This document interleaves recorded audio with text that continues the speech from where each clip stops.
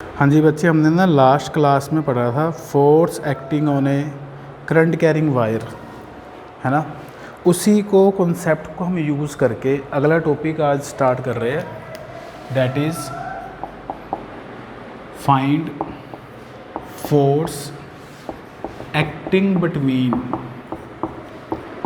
To parallel wires. Find the force acting between two parallel wires carrying the current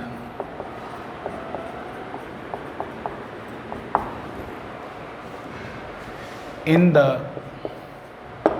same direction. Carrying the current in the same direction. Parallel wire में current जो carry हो रहा है वो same direction में carry हो रहा है। स्पेशल केस में आपको अपोजिट डायरेक्शन वाला भी करेंगे। ये तो मैं अभी एक डेरिवेशन आपको करवा रहा हूँ, इम्पॉर्टेंट टॉपिक है ये, इस पर बहुत क्वेश्चंस बनेंगे अपने। Force acting between the parallel wires, तो ये मैंने दो पैरेलल वायर्स बना दी। फर्स्ट वायर में करंट I1 है, सेकंड वायर में भी जो करंट है वो I2 है सेकंड वायर में।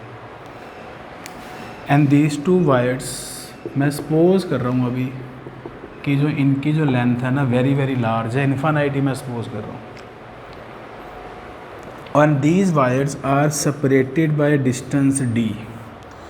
इन वायर्स में डिस्टेंस कितना है, d डिस्टेंस है, ठीक है। इसके हमें पहले थोड़ी थ्योरी लिखनी पड़ेगी, इंपॉर्टेंट डेरिवेशन है, थ्योरी लिखते हैं इसकी। Consider two parallel wires, consider two parallel wires carrying current I1 and I2, carrying current I1 and I2 in the same direction, carrying current I1 and I2 in the same direction and separated by distance d। हाँ जी, इनमें कितना distance है, d distance है, separated by the distance d। अब थोड़ा सा ध्यान से बात को समझना। First wire carries a current, ये जो पॉइंट है P, ये सेकंड वायर के ऊपर है। तो what is the magnetic field eight point P? आपको पता है करंट कैरिंग वायर के कारण मैग्नेटिक फील्ड बनता है। अब इस P पॉइंट पे किस वायर का मैग्नेटिक फील्ड बनेगा? इस P पॉइंट पे फर्स्ट वायर का मैग्नेटिक फील्ड बनेगा। अब वो मैग्नेटिक फील्ड कितना बनेगा वो हमने पता ही है, magnetic field at P due to first wire. ये फर्स्ट वायर की लेंथ क्या है, इन्फिनाइट है। इन्फिनाइट वायर के कारण इस पॉइंट पे जो मैग्नेटिक फील्ड बनेगा वो बनेगा μ0/4π 2I1/d। ये हमने फॉर्मूला पिछले लास्ट चैप्टर में किया था। अब इस पॉइंट पे कई बार बच्चे पूछते हैं कि सर I2 का मैग्नेटिक फील्ड नहीं बनेगा। आंसर आएगा नहीं बनेगा। क्यों नहीं बनेगा? क्योंकि पॉइंट P वायर के ऊपर ही लाई कर रहा है। अगर पॉइंट वायर के ऊपर ही लाई करे तो उसके कारण मैग्नेटिक फील्ड नहीं बनता। तो I2 करंट के कारण P पे मैग्नेटिक फील्ड नहीं बनेगा। P पे मैग्नेटिक फील्ड सिर्फ I1 के कारण बनेगा। वो हमने फॉर्मूला लास्ट टाइम ड्राइव किया, लिख दिया। अब डायरेक्शन देखो, आपको इसमें हम राइट हैंड पाम रूल लगाते रहे। करंट ऊपर की तरफ है, पॉइंट P राइट, फोर्स नहीं लगा रहा मैं, ये पाम रूल लगा रहा हूँ मैग्नेटिक फील्ड की डायरेक्शन निकालने के लिए। करंट ऊपर, पॉइंट P राइट साइड पे है, देखो पाम अंदर जा रही है। करंट ऊपर, मैग्नेटिक फील्ड राइट साइड पे है, करंट ऊपर सॉरी पॉइंट राइट साइड पे है, तो ये पाम अंदर जा रही है। तो जो B1 है ना, B1 में जो मैग्नेटिक फील्ड बनेगा वो क्रॉस बनेगा, इनवर्ड बनेगा। तो यहाँ पे मैं पॉइंट P पे मैग्नेटिक फील्ड B1 लिख के साथ में क्या लगा देता हूँ, क्रॉस लगा देता हूँ। अब मुझे ये बताइए, अब जो सेकंड वायर है it carries a current I2, it is place in magnetic field B1 and what is B1? Magnetic field produce due to first wire. पहली वायर के कारण जो यहाँ पे मैग्नेटिक फील्ड बना है वो B1 है। अब पिछला कॉन्सेप्ट लगाओ। अब देखो दिस इज़ I2 क्या है, second is a current carrying wire, place in magnetic field B1, तो इट एक्सपीरियंस है फोर्स। हमने फोर्स पता लगानी है तो लिखेंगे आप now the wire 2 placed in magnetic field B1 and it carries current I2, therefore it experience a force। अब जो वायर 2 है ये हमने B1 मैग्नेटिक फील्ड में रखा ही हुआ, आपको पता ही है। It carries a current I2, therefore it experience a force. अब आप फोर्स पता लगाते हैं। F21, what is F21? F21 है क्या चीज़? F21 है force on wire 2 due to magnetic field produce by 1। What is F21? F21 क्या है? Force on wire 2, second wire पे जो फोर्स लग रही है due to magnetic field produce by first wire per unit length. मैं इसमें ना जो फोर्स निकालूंगा ना वो पर यूनिट लेंथ निकालूंगा, टोटल फोर्स नहीं निकालूंगा। इसका एक कारण है, क्यों नहीं निकाली मैंने टोटल फोर्स? क्योंकि आपको पता है ना फोर्स का फॉर्मूला BIL sin थीटा होता है, और मैंने डेरिवेशन में सपोज किया कि वायर की लेंथ इन्फानाइट है। अगर वायर की लेंथ इन्फानाइट है तो अगर मैं टोटल फोर्स निकालूं तो अगर मैं लेंथ को इन्फानाइट पुट करूं फिर तो आंसर इन्फिनिटी आ गया, है ना। तो इसलिए पर टोटल फोर्स नहीं निकाल सकते इस डेरिवेशन में। इसमें मैं कैसे निकालूंगा? फोर्स पर यूनिट लेंथ निकालूंगा, मतलब 1 सेंटीमीटर में कितनी फोर्स लगेगी, 1 मीटर में कितनी फोर्स लगेगी। तो F21 इक्वल टू, हाँ जी फॉर्मूला आपको पता ही है फोर्स का क्या होता है, BIL sin थीटा होता है ना। तो put the value, what is B? Magnetic field. Magnetic field की वैल्यू कितनी है इस पॉइंट पे? हाँ जी कितनी वैल्यू है मैग्नेटिक फील्ड की? B1। करंट कितना है? I2, है ना। मैंने लिखा है पर यूनिट लेंथ, तो मैं L कितना यूज़ करूँगा? 1। अब बात आ गई डायरेक्शन की। Direction right hand thumb rule से अपन निकालते हैं। करंट कहाँ जा रहा है? ऊपर की तरफ जा रहा है। मैग्नेटिक फील्ड कहाँ पे? अंदर की तरफ है, ठीक है। तो अब फोर्स बताओ कहाँ लगेगी? करंट से B की तरफ फिंगर आपने घुमानी है, करंट B अंदर की तरफ है, तो देखो कहाँ लग रही है फोर्स। अच्छा सॉरी, और ये वही हो गया ना गलती मेरे से। क्या गलती हुई? मैंने इधर करंट की तरफ थंब किया था और पॉइंट की तरफ मैग्नेटिक फिंगर करी थी और मेरी मैग्नेटिक फील्ड की डायरेक्शन आ गई थी। अब इसमें दोनों रूल इकट्ठे लग रहे हैं। अब जैसे मेरे को थोड़ी गलती लगी आपको भी लग सकती है। अब मुझे इस पर P पे क्या बतानी है? फोर्स बतानी है। फोर्स के लिए अपन फिंगर को करते थे मैग्नेटिक फील्ड की तरफ और थंब को करते थे करंट की तरफ। तो देखो ये कहाँ घूम रहा है, इस तरफ आ रही है पाम। करंट की तरफ क्या करो आप, फिंगर को किस तरफ करते थे अपन? अपने पास क्या रूल था? हाँ जी मैग्नेटिक फील्ड की तरफ हम फिंगर को करते थे और करंट की तरफ आपका थंब होता था। तो आपकी जो फोर्स आ रही है वो कहाँ आ रही है? इस तरफ आ रही है, लेफ़्ट साइड पे आ रही है फोर्स। तो ये F21 ये लेफ़्ट साइड पे डायरेक्शन आ रही है फोर्स की। अभी अपन ने जो फोर्स वाला तरीका अपनाया है, B से करंट की तरफ फिंगर घुमानी है। B इधर है, ये लो डाउट क्लियर कर रहा हूँ। B इधर है, अंदर की तरफ है, करंट ऊपर है। B अंदर की तरफ है, B अंदर की तरफ है। 2 मिनट वेट करिए ज़रा।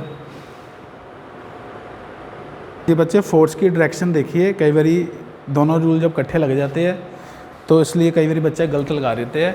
आपको मैंने बताया था करंट से B की तरफ फिंगर घुमानी है। करंट ऊपर की तरफ है, ऊपर की तरफ पहले ये करो। B अंदर की तरफ है तो थंब आपका लेफ़्ट साइड पे आ रहा है। अगर कई बारी कन्फ्यूजन हो जाए तुम्हें तो आपने फॉर्मूला याद रखना है I क्रॉस B, मतलब L क्रॉस B। करंट से B की तरफ फिंगर घुमानी है। पहले करंट की तरफ ये कर लो फिंगर्स, फिर B की तरफ घुमानी है। तो फोर्स कहाँ आ रही है आपके पास? लेफ़्ट साइड पे आ रही है। अब यहाँ पे आप B1 की वैल्यू पुट करेंगे, μ0/4 पाई 2I1 बाई D। B1 की वैल्यू इंटू I2, डायरेक्शन तो मैंने लिखी थी लेफ़्ट साइड पे। तो मैं F21 को ये लिखूँगा μ0/4 पाई 2I1 I2 by D। Direction कहाँ लग रही है इस पर? लेफ़्ट साइड पे। अभी ये हाफ एक्सप्रेशन अपना सोल्व हुआ है। अभी हमने जो फोर्स निकाली है वो सेकंड वायर पे निकाली है। जिस तरह हमने सेकंड वायर पे फोर्स निकाली है उसी तरह अब हम फर्स्ट वायर वाला केस करेंगे।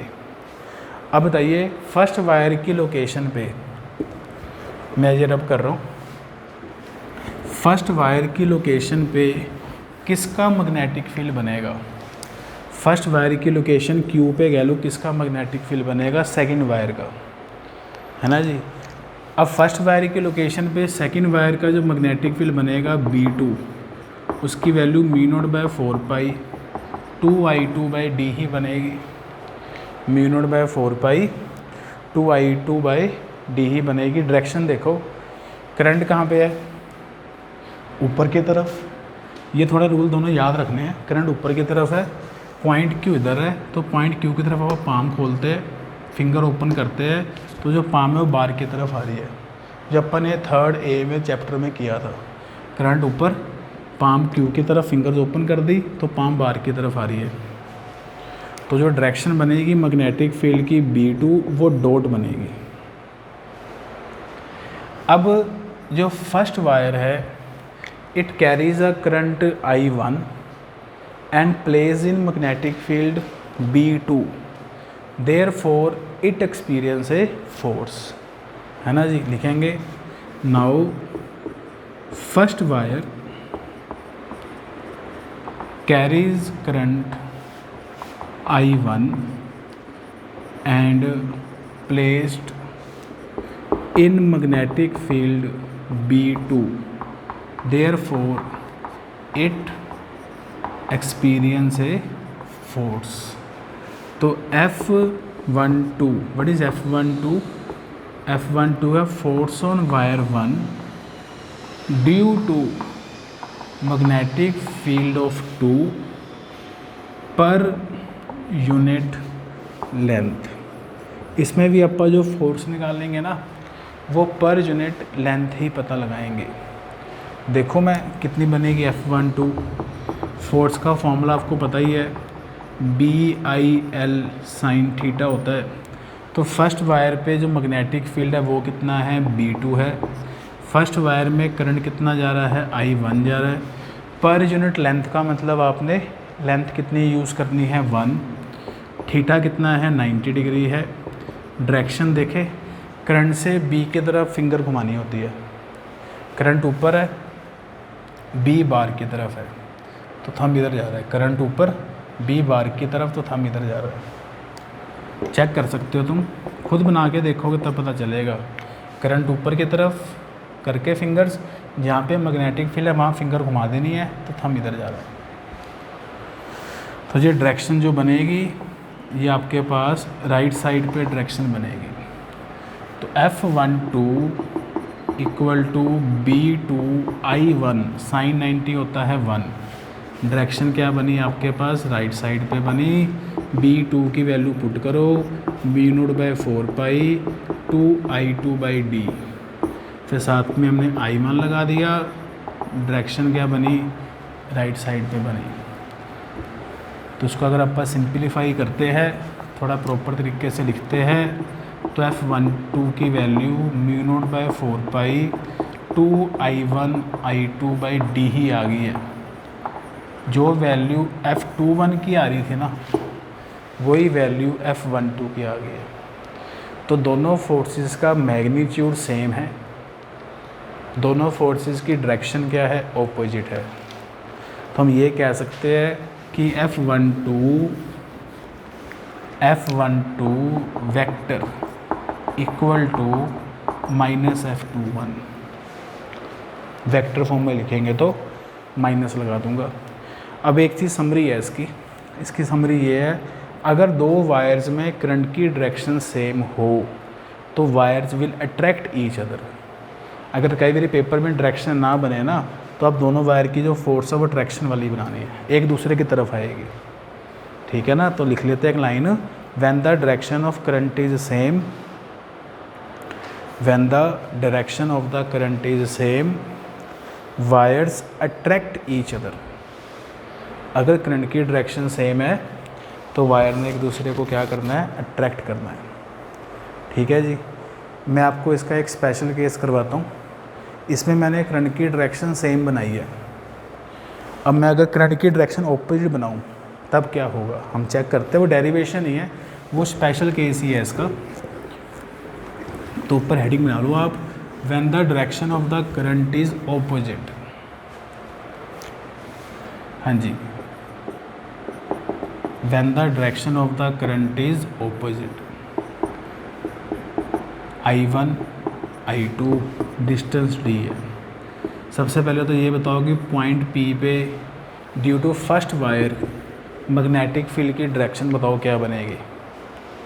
पॉइंट P पे due to first wire magnetic field की डायरेक्शन, ये करंट ऊपर है, पॉइंट P की तरफ फिंगर ओपन करनी है, पाम अंदर जा रहा है। तो पॉइंट P पे due to first wire magnetic field inward है। अगर पेपर में डेरिवेशन आ भी जाए तो सिर्फ डायरेक्शन ही बदलेगी, फॉर्मूला तो सेम ही रहेगा। ये मैग्नेटिक अंदर की तरफ बना रही है, ठीक है ना। अब I2 करंट में मैग्नेटिक फील्ड B1 में रखा हुआ है, फोर्स चेक करो। कैसे फोर्स चेक करते हैं, करंट को B की तरफ घुमाना है, चेक करना करंट नीचे है, मैग्नेटिक फील्ड अंदर की तरफ फिंगर घुमानी है, तो जो थंब है वो उधर जा रहा है। करंट नीचे, मैग्नेटिक फील्ड अंदर की तरफ है, तो थंब कहाँ जा रहा है, उधर जा रहा है। तो आपका थंब राइट साइड पे जा रहा है, मतलब जो फोर्स लगेगी, फोर्स ऑन 2 ड्यू टू 1, वो आपके पास लगेगी राइट साइड पे, ठीक है। ऐसे इसमें बना के देखो, I1 में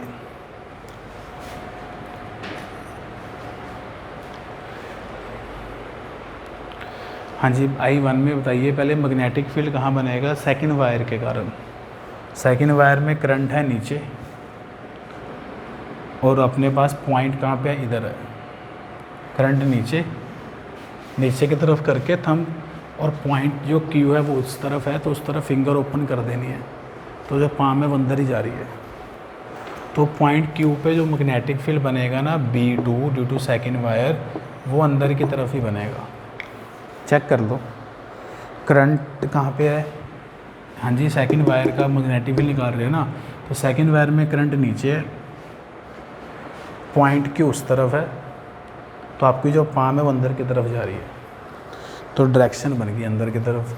अब फोर्स चेक करना, फोर्स निकाले, करंट से B की तरफ फिंगर घुमानी है, करंट ऊपर है,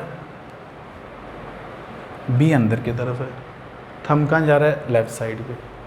करंट ऊपर, B अंदर की तरफ फिंगर घुमा दी, थंब कहाँ जा रहा है, लेफ़्ट साइड पे। तो ये F12 हो गया। तो F12 और F21 दोनों की डायरेक्शन अभी भी ऑपोजिट है, बट इस तरह है। इस केस में दोनों वायर्स क्या कर रही है, रिपेल कर रही है ना। तो एक लाइन लिखनी पड़ेगी, when the direction of current is opposite, when the direction of current is opposite, wires repel each other. When the direction of current is opposite, wires repel each other. Current की अगर direction opposite है ना, तो wire ने repel करना है, अगर direction same है तो वायर ने अट्रैक्शन करनी है, ठीक है।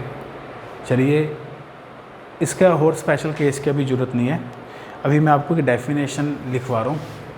1 ampere, define 1 ampere, define 1 ampere. तो आपने फोर्स का जो फॉर्मूला पढ़ा है, μ0/4 पाई 2I1 I2/d पढ़ा है। हमने 1 एम्पेयर डिफाइन करना है। आपने ना जब +1 स्टार्ट हुई थी तो आपने डेफिनेशन की थी 1 मीटर की, 1 सेकंड की, 1 केल्विन की, तो उसमें 1 एम्पेयर की डेफिनेशन भी आई थी। तो आपको टीचर ने बोला था कि इसको क्रैम कर लो, अभी नहीं करने की ज़रूरत, फॉर्मूला याद, मतलब डेरिवेशन क्रैम कर लो। लेकिन वो डेरिवेशन कैसे लिखी गई है, वो डेफिनेशन कैसे लिखी गई है, वो आप बता रहा हूँ आपको मैं। देखो, हमने 1 एम्पेयर करंट डिफाइन करना है। μ0/4 पाई की वैल्यू होती है 10⁻⁷ × 2। अगर मैं I1 को भी I लिख दूँ, I2 को भी I लिख दूँ, मतलब दो वायर्स में सेम करंट फ्लो कर रहा है, I और I, and these are separated by distance of 1 metre. तो अगर मैं करंट को बनाना चाहूँ तो जो फोर्स है वो भी मैं ऐसे मतलब हम इस तरह वैल्यू पुट करेंगे ताकि कटिंग करके सोल्व करके I1 आ जाए, I² 1 आ जाए। ये डेफिनेशन बनाने का तरीका है। तो इससे करंट की वैल्यू आ गई अपने पास ±1 एम्पेयर। पहले समझो आप, करंट 1 एम्पेयर कब होता है? जब दो वायर्स सेम डायरेक्शन में करंट कैरी करे या ऑपोजिट डायरेक्शन में करंट कैरी करे, लेकिन उन दोनों करंट्स का मैग्नीट्यूड क्या होना चाहिए? सेम होना चाहिए। Wire should separated by distance 1 metre, should attract और रिपेल, या तो अट्रैक्शन करे या रिपल्शन करे, कितनी फोर्स से? 2 × 10⁻⁻7 न्यूटन पर मीटर। फोर्स से अट्रैक्शन करे या रिपल्शन करे, तब जाके जो करंट होगा वो 1 एम्पेयर होगा। मतलब जो मैंने फॉर्मूला में वैल्यू पुट की है उसको मैंने मतलब वर्डिंग्स में लिखवाना है बस। दो वायर्स पैरेलल वायर में इक्वल करंट होना चाहिए, they are separated by distance of 1 metre, they attract और repel with the force of 2 × 10⁻⁻7 newton पर मीटर, तब जाके जो करंट होगा वो कितना होगा? 1 एम्पेयर। तो डिफाइन कर लिखेंगे इसकी डेफिनेशन। ये आपको कैलकुलेशन लिखनी पड़ेगी तभी आप डेफिनेशन समझ पाओगे। हाँ जी, लिखते हैं definition. when two parallel wires carrying a current of equal magnitude, when two parallel wires carrying a current of equal magnitude separated by distance of 1 meter, separated by distance of 1 meter,